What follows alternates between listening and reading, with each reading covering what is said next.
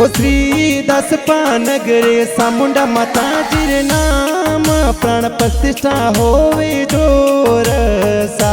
ओ आयो 8 फरवरी रो शुभ दिन देखो जोरे आ प्राण प्रतिष्ठा होवे सा।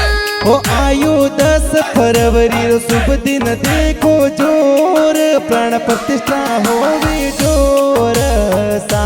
ओ नगर दास पामे प्राण प्रतिष्ठा होवे सा। ओ श्री हनुमान जी मूर्ति स्थापना के लाभर्थी सुथार हिमता राम जी सा। ओ सुथार हिमता जी धना जी सुपुत्र वाला राम जी जो पिंग परिवार द्वारा सा। ओ सेवक मेंदर जी जो पिंग गुण लगवावे शरणों में माता जी राख जो। ओ बाजे ब्राह्मणी फिल्म स्टूडियो दसपा में भजन जोर बाजिया। ओ